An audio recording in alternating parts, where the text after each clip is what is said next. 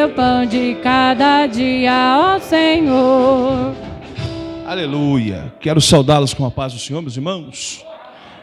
Quantos estão felizes com Jesus? Diga glória a Deus.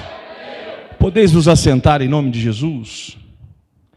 Quero ler um texto com os irmãos em Evangelho de Jesus Cristo, segundo está registrado em João, capítulo 14.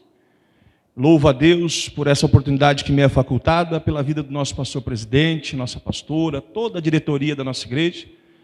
E louvo ainda mais pela preocupação de nos nutrir com conhecimento bíblico nessa feita, irmãos. O texto diz assim, João 14, capítulo 14, verso 1. Não se turbe o vosso coração. Credes em Deus, crede também em mim. Na casa de meu pai há muitas moradas. Se não fosse assim, eu vou-lhe teria dito, pois vou preparar-vos lugar. E se eu for e vos preparar lugar, virei outra vez e vos levarei para mim mesmo, para que onde eu estiver, estejais vós também. Verso 6. E disse-lhe Jesus, eu sou o caminho e a verdade e a vida. Ninguém vem ao Pai, senão por mim. Você que pode, diga um amém para essa palavra, irmão. Louvado seja Deus. Irmãos, a semana passada nós demos a abertura ao ciclo deste seminário de escatologia. Semana passada nós fizemos uma introdução do que iríamos falar. E nessa feita estamos num ciclo falando da escatologia voltada mais para a igreja, tá? Não para Israel, porque há uma diferença entre as profecias para Israel e as profecias para a igreja, tá bom? Nós falamos semana passada sobre as 70 semanas de Daniel, sobre os períodos dos impérios revelados na estátua de Nabucodonosor, de Daniel também, e essa ministração ela está disponível no YouTube para que você que queira pegar o ciclo completo, estará disponível no YouTube, no canal Pastor Eduardo Cassiaba Oficial, liberando amanhã, para que você possa pegar todo o ciclo. Amém, irmãos? O que vamos falar hoje é mais relacionado ao pause que foi dado. Quem estava a semana passada lembra que nós encerramos dizendo que foi pausada a contagem escatológica das 70 semanas de anos de Daniel. Ela pausou nas 69 semanas, faltando uma semana de anos. Onde está essa semana de anos, pastor Eduardo? Nós encontramos ela na Bíblia, no que se refere às bodas do Cordeiro e ao período tribulacional. E aí entramos no que há de maior polêmica na escatologia, que é em relação a tribulacionismo.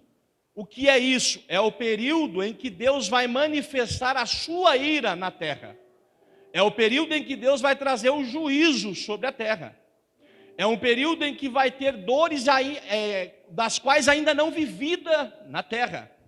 Só que este período, segundo Apocalipse capítulo de número 3, e verso de número 10, diz assim, e porque guardaste a palavra da minha paciência, eu também vos guardarei do dia da tentação que há de vir sobre a terra.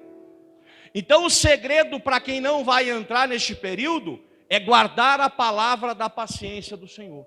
É guardar as orientações do Senhor.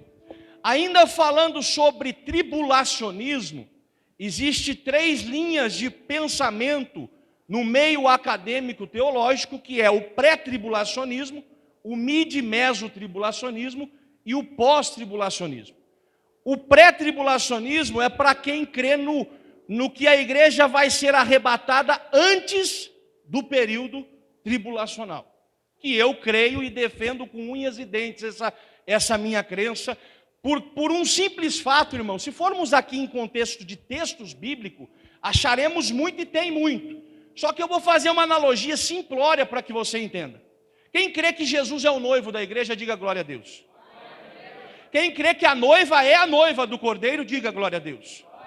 Espera aí, quando eu era noivo da minha amada e digníssima esposa, eu não deixaria ela exposta a qualquer proposta de amantes.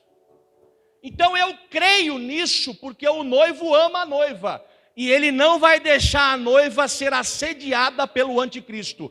A noiva estará nas bodas do Cordeiro, celebrando as festas nupciais com o Cordeiro. É regozijo, alegria, é promessa de bênção. Pastor, e onde eu posso entender que a igreja será arrebatada, mas Israel ficará? João 1:11, só para reciclar, que está na semana passada. Ele veio para os seus negaram, mas todo aquele que creu, deu o poder de ser feito filho de Deus. Mais um pouquinho de analogia: se minha filha ficar perto do ladrão, irmão, eu corro para defender ela, eu dou minha vida por ela. E Jesus já deu a vida por nós, que somos o Filho do Altíssimo Todo-Poderoso. Eu creio nessa questão do pré-tribulacionismo, por essas simplicidades de analogia, irmãos. Porque se eu sou noiva, o meu noivo tem ciúmes de mim. Ele não vai me deixar ser assediado pelo anticristo, por Satanás e pelo falso profeta. E aqui é uma questão que é muito interessante você entender o que Isaías 14 diz.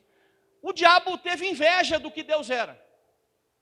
E o diabo, ele quer pôr na humanidade, no período do anticristo, uma marca. Por quê? Porque o povo de Cristo tem a marca da circuncisão. A igreja tem a marca do novo nascimento, do batismo, do bom testemunho.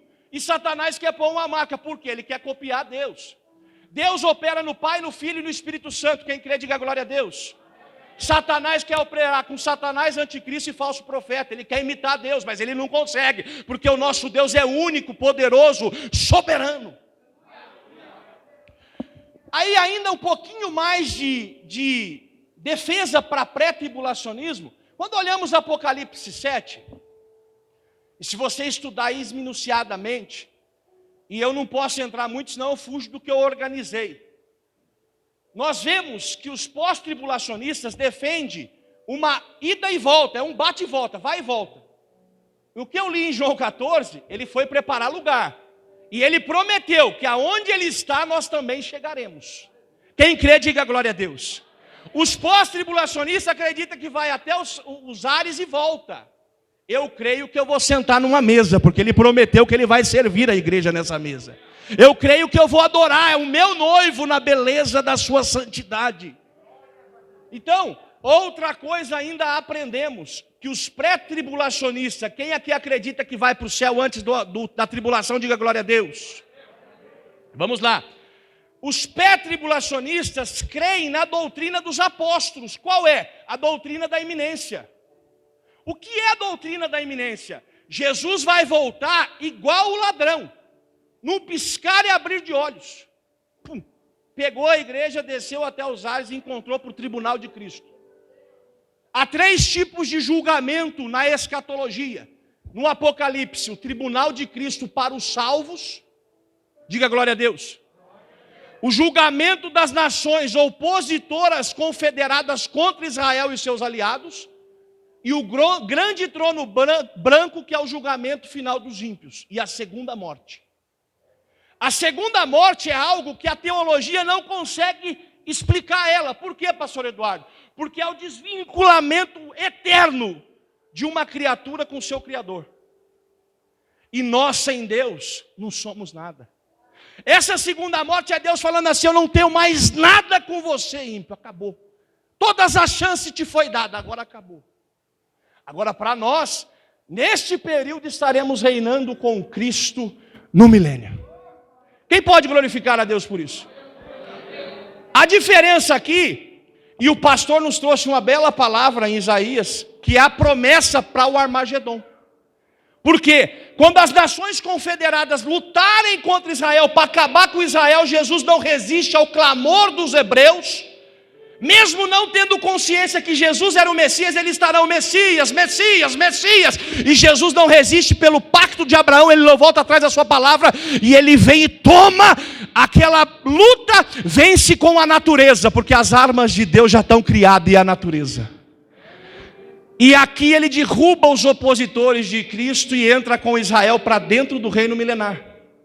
Então, Israel não estará abandonada. Se ela clamar e suplicar, Todos que clamarem e suplicar e não receber a marca da besta e não confessar o anticristo, serão confederados dentro do milênio com o reino milenar.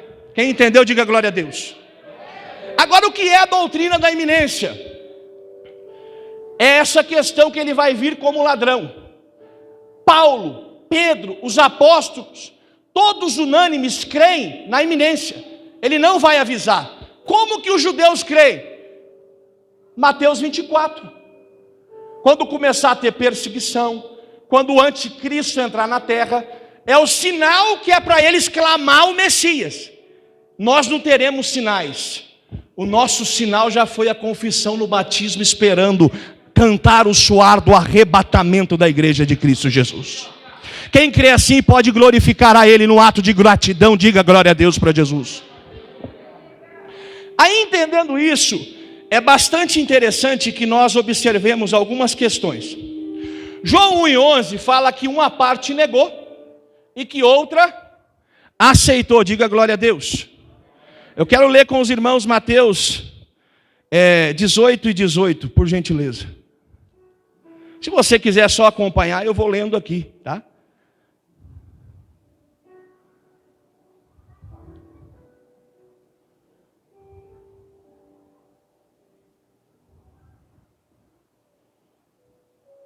Mateus 18 e 18. 16 e 18, me perdoe. A palavra diz assim, ó: e tu és Pedro, e sobre essa pedra edificarei a minha, e as portas do inferno não. Vamos entender os dois termos original do grego koiné, é Petros e Petra. Um é fragmentinho de pedra quebrada da pedra original. Qual era a pedra original? A criação no Éden. O homem se desligou da rocha verdadeira no Éden. E Jesus faz essa aplicação aqui de linguajar bíblico, dizendo assim, ó: Pedro, tu é um fragmentinho quebrado de pedra. Eu sou que restauro você na rocha.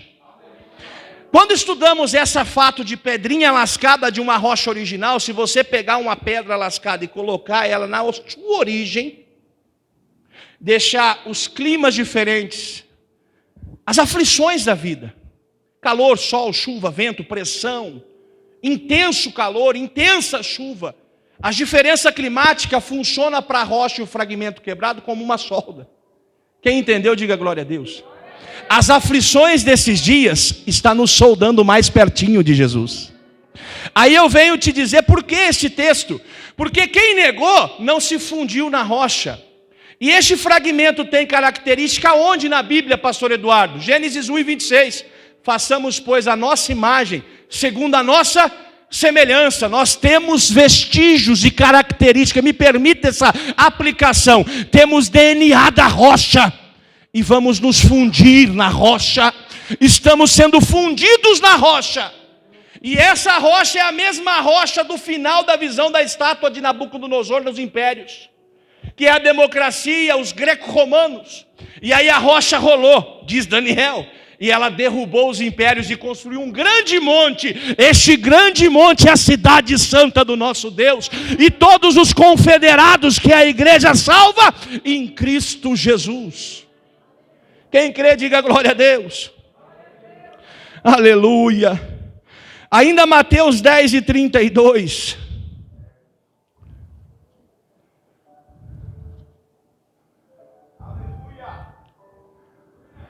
Olha aqui, eu primeiro disse para o que aceitou, se fundiu, está fundido na rocha.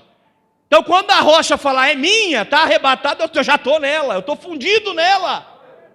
Agora esse texto de Mateus 10:32 é lindo, olha o que ele diz. É lindo para quem confessou, mas é terrível para quem negou. Portanto, qualquer que me confessar diante dos homens, eu o confessarei diante de meu Pai que está nos céus. Vamos entender esse texto. Nós confessamos, sabe o que está acontecendo? Jesus está lá perante papai, ó, eles são meus. O sangue da cruz comprou, eles são meus. Eles estão se fundindo em mim, que sou a pedra deles. Aí é o que diz o verso 33, mas qualquer que me negar diante dos homens, eu também o negarei. Esse negar aqui, trata-se do período do arrebatamento, num pressuposto de texto bíblico. Por quê? Porque vamos entender algumas coisas. O ladrão, ele tem o mesmo tratamento do que o filho que honra o pai? Não.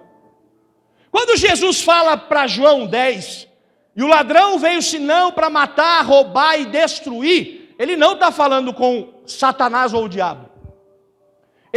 Se você estudar os capítulos anteriores e o posterior, ele está dialogando com doutores da lei, escribas e fariseus. O que são esses camaradas? Os que negaram Jesus, que se achavam donos da religião. Só que Jesus instituiu em um pescador e algum grupo de outros pescadores a igreja que cresceu e chegou até aqui hoje. E nós somos co-herdeiros dessa promessa. Agora os judeus negaram. Então, filho e noiva é característica para quem já confessou. Quem crê assim, diga glória a Deus. Já disse sobre Apocalipse 10 e volto em João 14. A doutrina da iminência.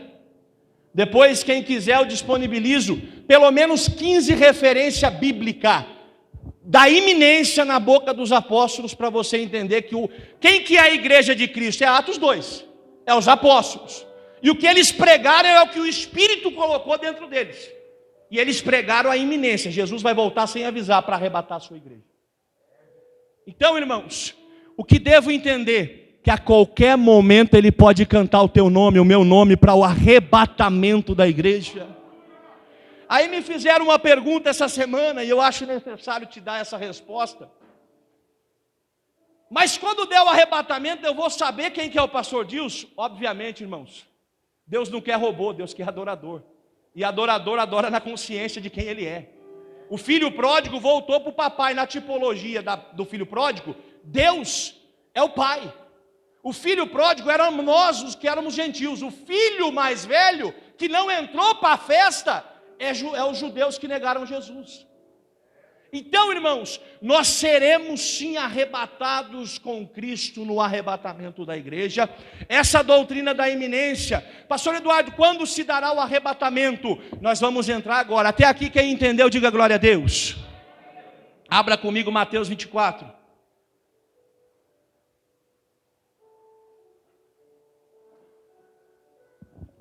Aí, só para deixar para você ficar bem municiado de informação, está faltando na última semana de Daniel, que vai acontecer junto, mas em fatos distintos, o tribunal de Cristo e as bodas do Cordeiro, e a tribulação para quem não confessou e não viveu mediante a confissão prática. Porque, irmãos, vou fazer uma analogia para nós entendermos. Um homem que não é cristão, eu não vou falar nem cristão, porque cristão eu creio que não pratica isso. Um homem que não é cristão e casou perante uma igreja, por casar, mas ele não confessa a Cristo e ele adultera, ele vai ter parte das promessas de Deus sobre sua vida? Não. Então, haverá sim essa bênção do arrebatamento, mas para a noiva fiel a Cristo.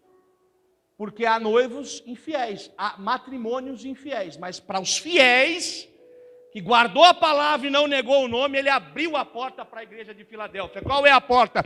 Salmo 24, levantai, ó portais, as vossas cabeças, para que entre o Rei da Glória. Essa porta é a porta para entrar na eternidade, junto de Jesus o Nazareno.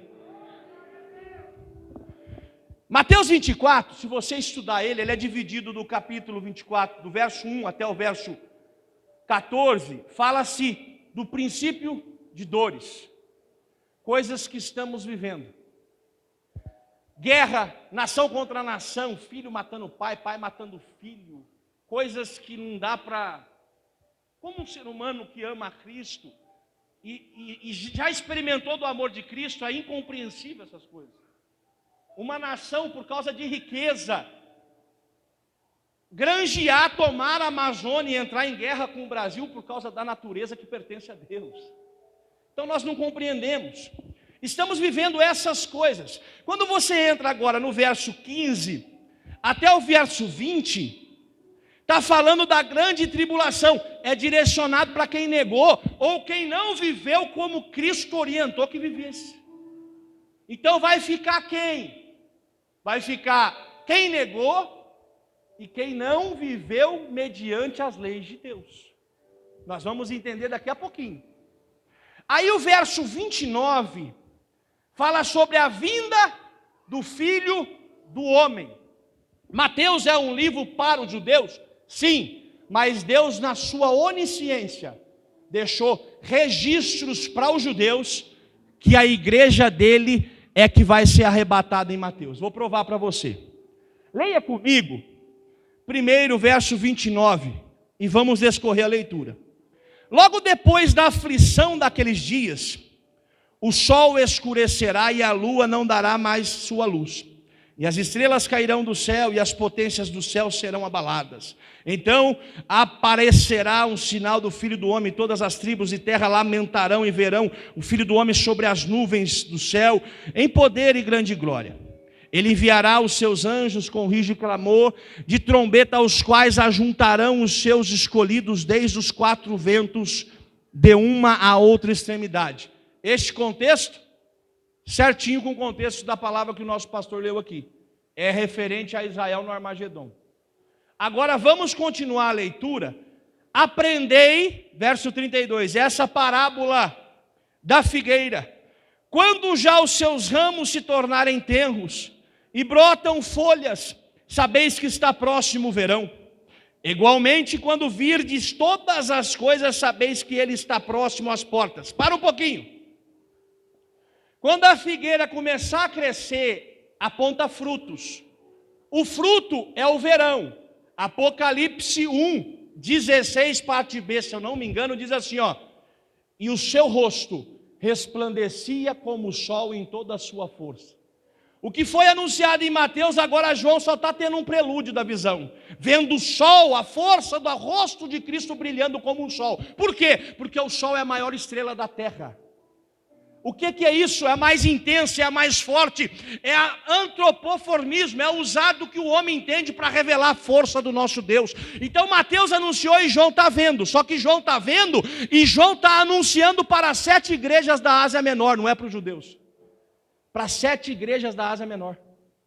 Então a promessa deste rosto é para a igreja que vive em Cristo, com Cristo e por Cristo. Romanos diz assim, porque dele, por meio dele e para ele são todas as coisas. Quem crê assim, diga glória a Deus. Vamos entender o texto? Por meio dele fomos criados no Gênesis. Na sua palavra ele foi criando e tudo aconteceu e nos criou. Por que dele? Porque comprou na cruz. E para ele é destino. Nós vamos chegar até ele num destino próximo, no arrebatamento da igreja do Cordeiro. Agora aqui, este rosto é o que vai se dar o resplandecer da força de Cristo no tribunal de Cristo, quando a igreja encontrar com ele nos ares. Agora diga, vamos ler o verso 34. Em verdade vos digo que não passará esta geração sem que todas essas coisas aconteçam. O texto-chave, a pérola deste capítulo é este versículo. Você já vai entender por quê. E eu preciso lhe fazer uma exposição de que essa geração não é a geração que escreveu. Precisa se fazer conjunção verbal. É a geração que vai ver as coisas. É a geração que vai vivenciar o princípio das dores e ver as coisas acontecer no princípio. Não é a geração dos profetas do pré-milenismo histórico, dos apóstolos, me perdoe. Não é o pré-milenismo histórico, não. É a que está vivenciando as coisas que estão acontecendo em profecia já cumprida. Quem entendeu, diga glória a Deus. Não passará essa geração. Grava esse texto que eu preciso da sua atenção nele. Grava essa geração, nós já vamos falar.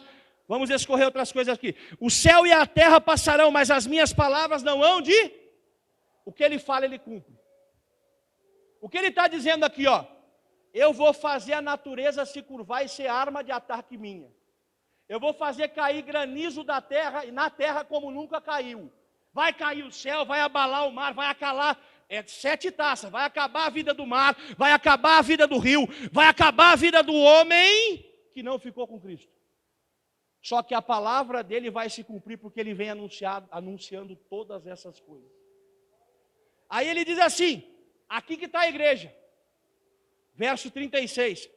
Porém, daquele dia e hora ninguém sabe, e os anjos do céu, nem os anjos do céu, nem o Filho, mas unicamente meu Pai. Agora o verso 37. E como foi nos dias de Noé, assim também será a vinda do homem. Deus está dizendo assim, ó. A vinda para o arrebatamento vai ser como Noé. Eu tenho anunciado, Noé obedeceu. 3 coisas da tipologia bíblica que revela esse versículo. Olhar para Noé. O que é Noé?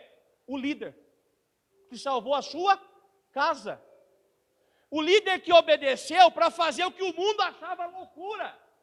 O que os judeus acham loucura, nós fazemos aqui, damos glória, somos renovados, falamos em mistério. E se tivesse um grego, um egípcio aqui, irmão, tenho certeza que ele ia falar, olha, o rapaz está pregando para mim, fala eloquentemente o grego e o egípcio.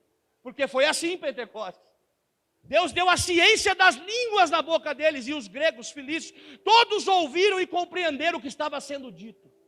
Porque Deus disse assim, eu vou colocar a palavra na sua boca. Quem pode dizer glória a Deus? Então Noé, ele representa a liderança na tipologia bíblica, porque assim, ó, a arca de Noé na tipologia, ela aponta para a igreja. Noé aponta para a liderança eclesiástica, que são os nossos líderes, que são nossos pais na fé. E essa liderança salva a primeira casa deles, nos ensina a salvar a nossa. Agora a arca, o que é? Eu já disse, é a igreja. E o dilúvio? O dilúvio levou a arca de um ponto até o... Quem entendeu, diga, um ponto até o... O dilúvio aponta para o arrebatamento. Deus vai nos tomar num lugar e nos colocar em outro na sua presença. Ele vai nos colocar na sua presença, mas qual? A igreja que vencer. O que ele mais está dizendo aqui para Noé? Casavam-se, davam-se em casamento. Ele está dizendo da imoralidade dos dias de Noé. E pasme, não se assuste, a pós-modernidade trouxe os dias de Noé da imoralidade para os nossos dias. Imoralidade sexual, imoralidade de fidelidade conjugal, imoralidade de todos os tipos de imoralidade. Então está se repetindo e está apontando para a vinda do Filho do Homem. Quem espera o Filho do Homem, que é Nazareno Jesus, diga glória a Deus. Aí, Lucas falou sobre uma figueira, uma parábola, que o Senhor daquela terra, ele cava os serviçais ali e põe adubo, porque ela estava o quê? Seca. O que Deus está falando aqui, nessa parábola, é para Israel. Vocês estão secos. Eu vou cavar e vou pôr adubo. Irmãos, quando põe um adubo, o que acontece?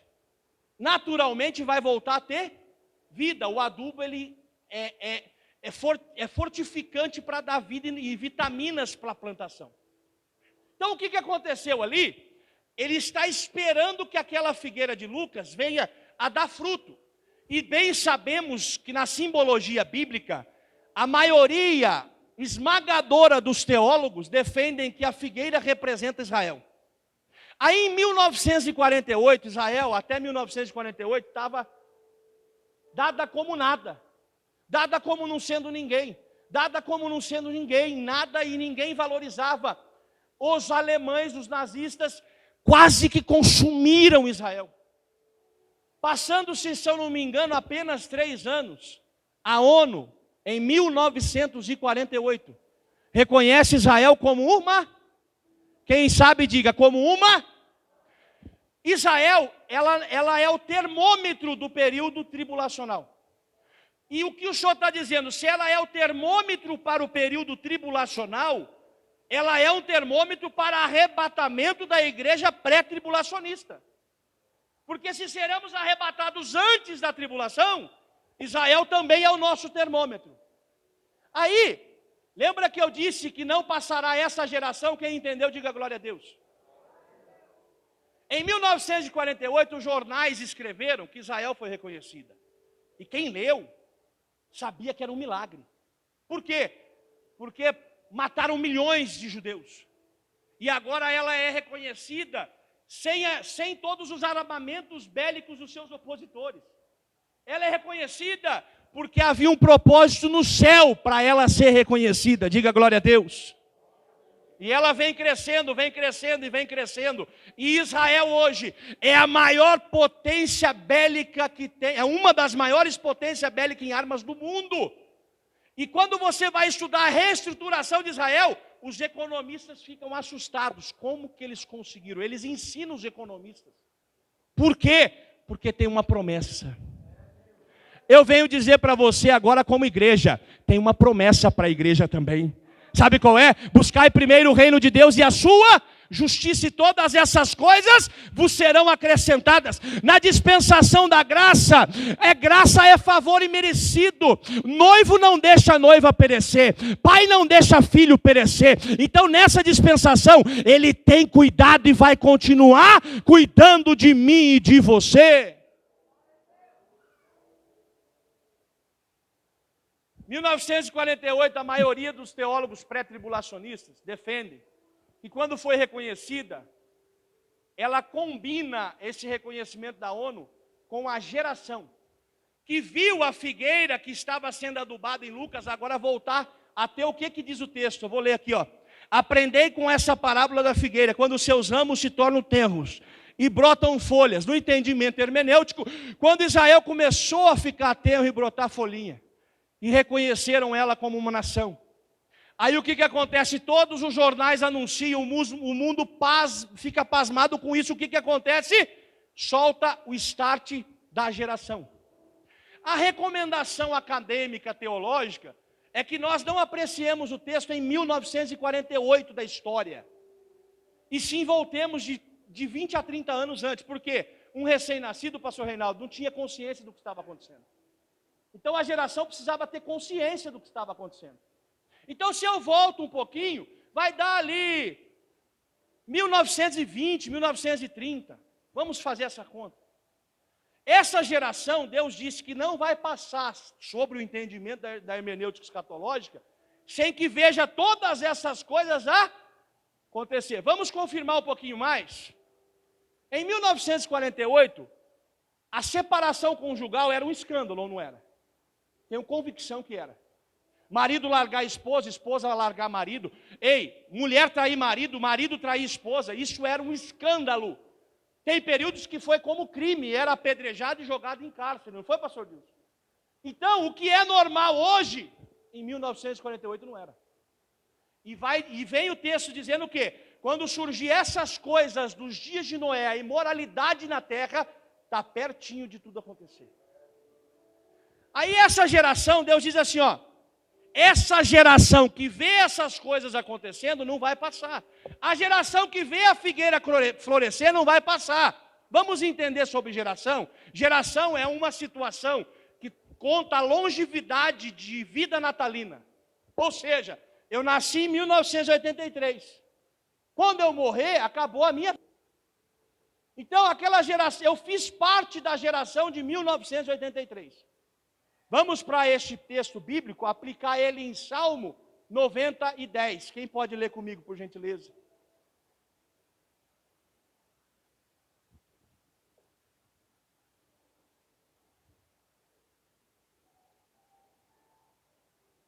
E eu preciso que, para você não se escandalizar e fazer a interpretação errada, que você leia Mateus 24 e veja que Deus guardou o dia e a hora. Ele não guardou as décadas e o século. A década e o século está revelado na geração. Ele guardou o dia e a hora para vir na iminência, sem avisar ninguém. Olha o que diz 90:10 de Salmo. A duração da nossa vida é de 70 anos. E se alguns, por muita robustez, chegar a 80, melhor deles é canseiro e enfado, pois passa rapidamente e nós voamos. Aprenda. A geração de 1930 a 1948, quando tiver de 70 a 80 anos, o texto bíblico diz que está enfadada, está cansada. Vamos aplicar isso na ciência? Um homem ou uma mulher com 80 anos, o pH do sangue dele é mais ácido do que alcalino. Um jovem de 30 que se alimenta bem, faz caminhada, é atleta assim como eu, estou brincando. Ele tem o pH do seu sangue alcalino. O velho, o idoso já é ácido. pH alcalino é fonte de vida, porque o sangue vai gerar muitas células saudáveis. pH ácido, pouca vida. Então a ciência descobriu o que Deus tinha falado em Salmos. Que o cansaço, quando chega a 70, 80, com todo respeito ao meu pastor, pelo amor de Deus, viu, pastor? Não me entenda mal, pastora. Estou só fazendo a exposição. Então, quando se dá 70, 80 anos, um homem e uma mulher já está enfadado, é canseira. E eu profetizo 100 anos para o pastor se Jesus não voltar antes, em nome de Jesus. Agora eu quero que você entenda, 1948, colocando mais 70, 80, vamos ficar no 48, mesmo recomendando que volte um pouquinho. Quando dá 1998 até 2008, 2018, está enfadada. O que o senhor está dizendo? Que essa promessa, se eu olhar para 1948, em 2018 está enfadada, ou seja, pode acontecer a qualquer momento. Vem comigo agora em Gênesis 6, capítulo 6 e verso 3.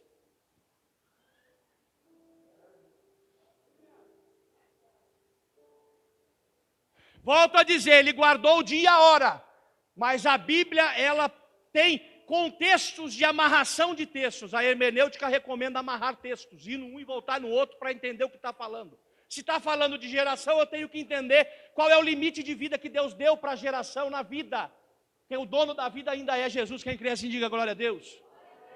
Gênesis 6 e 3 diz assim: então disse o Senhor, não contenderá o meu espírito para sempre com o homem, porque ele também é carne, porém seus dias serão de 120 anos.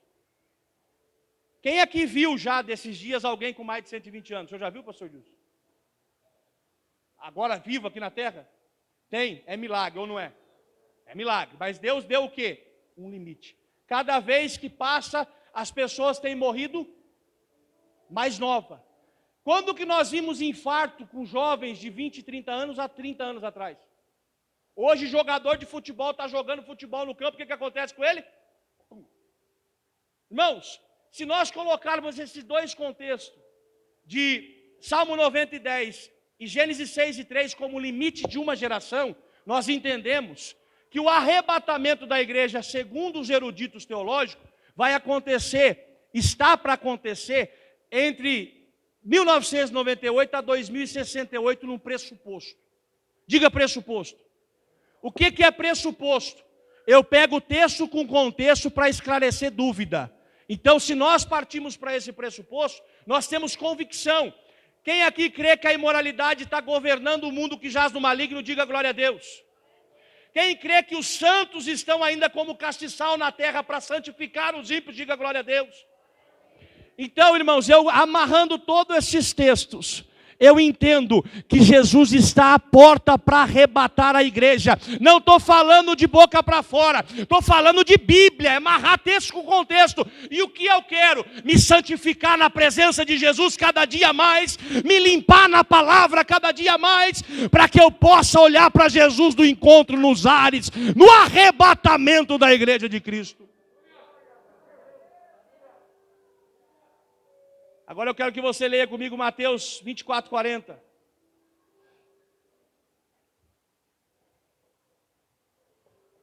Você entendeu que a imoralidade de Noé está se repetindo hoje? Diga glória a Deus. Eu não estou dizendo dentro da igreja, porque dentro da igreja não pode acontecer, eu estou dizendo lá fora.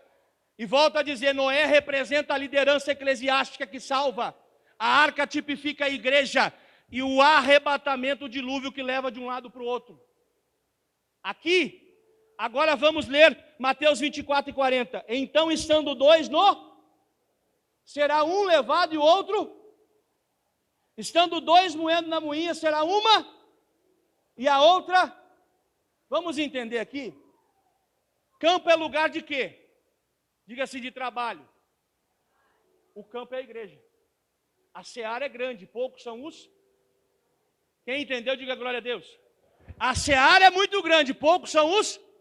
Quem estava semana passada lembra que eu falei que o propósito da noiva é a submissão ao noivo, diga glória a Deus. O que é isso? O noivo veio na cruz para fazer o quê? Povoar o céu salvando a humanidade, diga glória a Deus. Qual que é o propósito da noiva? Ir de pregar e fazer discípulo. A noiva é submissa na missão, pastor Samuel. Então eu estou aqui para povoar o céu junto com o meu noivo. Quem crê nisso, diga glória a Deus.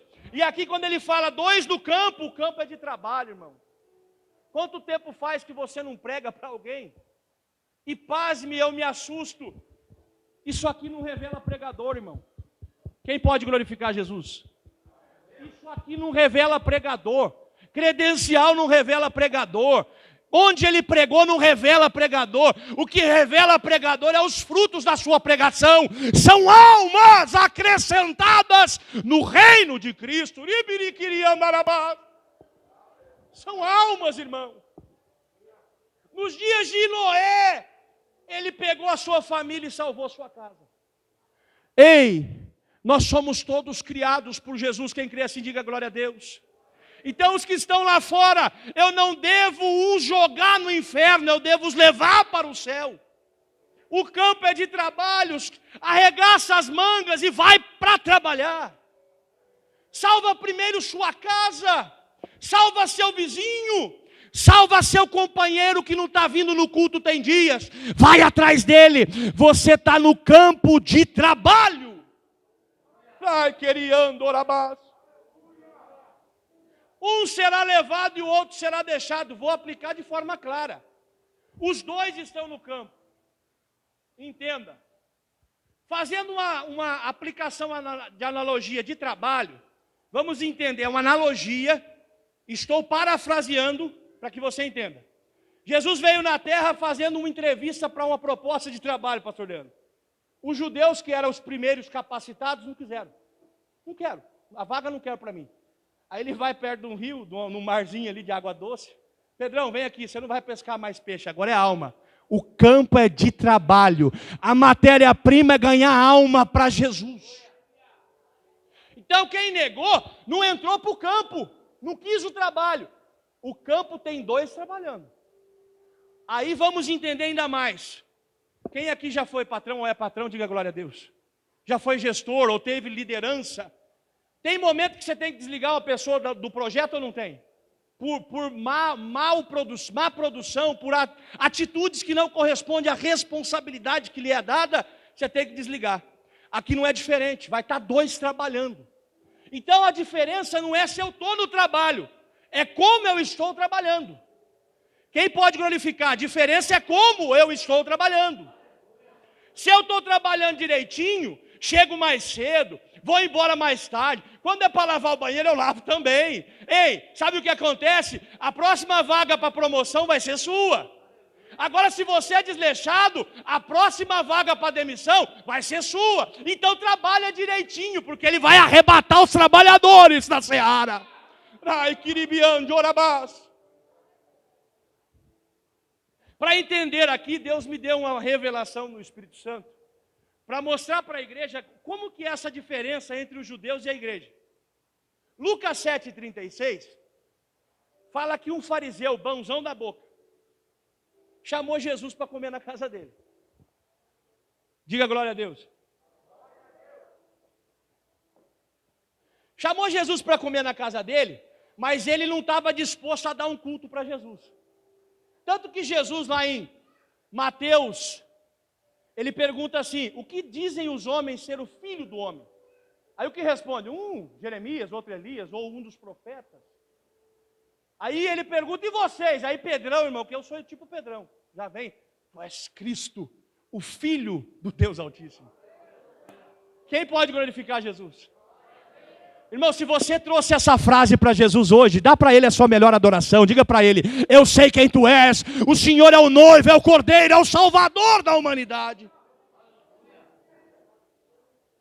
Olha só, quando esse fariseu chamou Jesus, ele queria pegar Jesus num constrangimento, nenhum dos cultos judaicos. Os cultos aconteciam, culto doméstico, culto sinagogal, que também foi os fariseus que criaram, e o culto no templo. O culto doméstico, quando se reunia essa caixa de fariseus, escribas, anciões e doutores da lei, eles tinham um rito de colocar à disposição dos mestres, os servos de sexo masculino da casa, para dar ósculo santo no mestre convidado. No Brasil isso parece escândalo porque somos ocidentais. Mas lá não, é sinônimo de honra e respeito. Não é erotizado esse beijo. É um beijo de respeito. O senhor é mestre, eu quero aprender com o senhor, me ensina. Lavava-se os pés do honrado mestre que chegou. E propunha a unção. Jesus chega na casa, irmão, se fosse eu entrei, eu parei na porta, porque eu sou mestre. Jesus é tudo, ele diz assim, eu sou, para Moisés, eu sou o que você precisar que eu seja. A primeira praga eu estou lá, a segunda eu estou lá, o mar abrindo eu também estou, a água na rocha eu também sou, eu sou o que sou. Jesus entrou e ninguém fez nada, e essa mesa, ela era uma mesa bem grande, sentava só os doutorzão. Quando Jesus senta, provavelmente do que nós estudamos no contexto cultural dos judeus, era um divã. Não era um banco assim, era um banco inclinado, porque ele levantava os pés para ser lavado. Posso imaginar, Jesus sentou? Ninguém lavou. Aí, nós sabemos que este modelo de culto também, ele era um modelo que também aplica assim, Paulo pregando e o jovem na janela. E vira à noite o jovem, quem sabe o que aconteceu? Ele dormiu e caiu e... Sabe o que é isso? No campo de trabalho tem muitos que ficam na janela. Quer pegar o que está aqui dentro, mas não quer largar o que está lá fora, pastor. E só vai ser salvo quem entrar para dentro e esquecer o que está lá fora. Ai, kiribirian, jorabás. Ribikirian, doraman, churiandarás. Só vai ser arrebatado quem sair da janela. Mas ainda assim ele caiu, morreu. Quem teve que dar vida para ele? O pregador, porque o pregador tinha a palavra, e a palavra é a vida da igreja. E aqui não foi diferente. Qual que era o costume? Chegava os doutorzão, convidado mestre, abria-se as janelas e as portas, uma grande multidão ouvindo a pregação dos leigos. E tinha uma que o Espírito Santo foi buscar lá fora. Por quê? Porque ninguém aceitou dentro da casa. Jesus estava dentro de Israel, ninguém aceitou, era essa casa. A mesa posta, ninguém confessou, era essa casa. Essa mulher vem por detrás de Jesus, o que ela faz? Ela cai prostrada aos pés de Jesus. Vamos entender o contexto? A igreja está prostrada aos pés de Jesus. A igreja está prostrada aos pés de Jesus. Você tem glória a Deus para Ele? A igreja está prostrada aos pés de Jesus. Ai, que aleluia! Não tem como falar disso e não se quebrantar na presença de Jesus, irmão. A igreja está quebrantada, prostrada aos pés do Senhor. Só que essa mulher faz algumas coisas que a igreja tem que aprender e fazer hoje, para se diferenciar do que vai e o que não vai. Primeiro, ela chegou e lavou os pés de Jesus. Isso propõe servidão, disponibilidade em servir. Se você não sabe, a palavra adoração não está relacionada a microfone e instrumento. O que está relacionado a microfone e instrumento é louvor. A adoração tem 4 transliterações. Proscuneu, que é me curvar aos pés do meu Senhor. Cuneu, beijar o pé do meu Senhor. Eusébio, ser piedoso. E latreu, adorar Ele em ritos litúrgicos. Primeiro eu me disponho a servir, para depois adorar. Ela se dispôs a adorar, ela lavou os pés. E o segredo está aqui. Eu posso imaginar os doutorzão da lei fazendo fofoca. Olha lá, está vendo? Está errado, batendo. Há uma diferença entre você ser um bom obreiro na casa e trazer responsabilidade eclesial para a sua liderança. Quando está causando dano na igreja, você traz para quem manda, não é, pastor? Não fica fazendo miquinho nos cantos, não. Aqui eu posso imaginar o judeu fazendo fofoquinha. Está vendo? Ele senta com o pecador, não merecia o beijo, não merecia a água, não merecia o óleo. E o que ela faz? Aí ela dá um passo a mais, é tempo de dar um passo a mais. Depois de lavar os pés de Jesus, ela está beijando o pé dele. 3 tipos de beijo na Bíblia. No costume do período bíblico, não na Bíblia, mas em todo o costume de greco, romano e as nações que rodearam Israel. Beijo no rosto, ósculo santo, sou igual a você, te respeito e quero aprender. Beijo na mão, para profeta ou vidente. Beijo no pé, só para rei. Não receberam como mestre, pastor. A hora que ela chega, ela beija e está pregando para a mesa. Ele é o rei, vocês não é. Ele é o rei, ele é o rei, ele é o rei. Ai, quiribiriandarabasta. Aleluia. O rei está na casa, irmão. Ramante, uribiquiriandarabasta. Aleluia. A hora que eles ficam constrangidos, ela está beijando, ele é rei.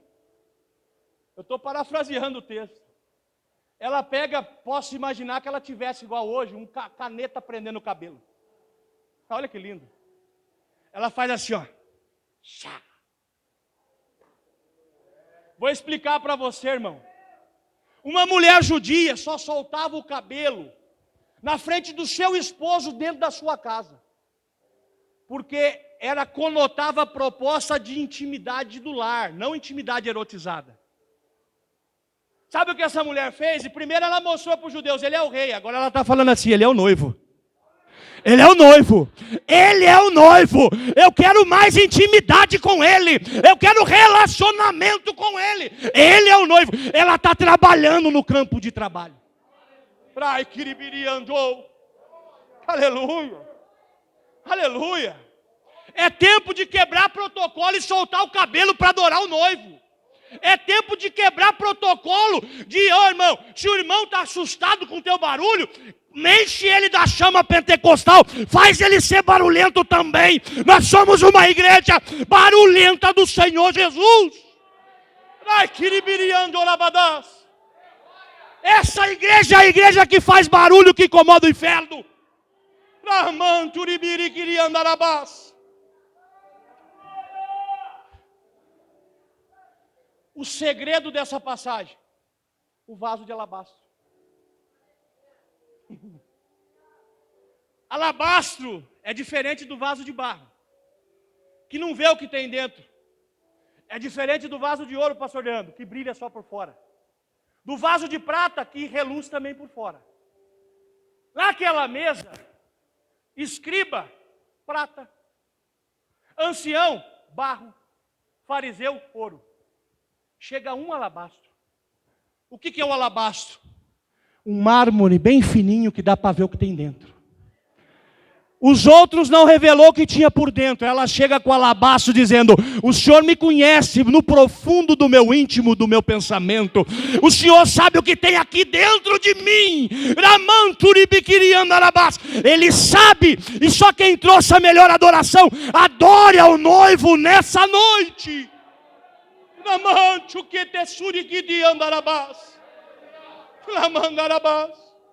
É tempo, irmão, é tempo da igreja cair de prostrada aos pés, beijar os pés e pregar para o mundo. Eu beijo porque ele é rei, solta o cabelo. Eu beijo e solto o cabelo porque ele é noivo. E eu trago alabastro no culto em pandemia. Porque Ele sabe os meus medos, Ele conhece as minhas aflições, e Ele sabe que eu careço da sua proteção. Eu sou alabastro frágil, dependente de um Deus forte e soberano.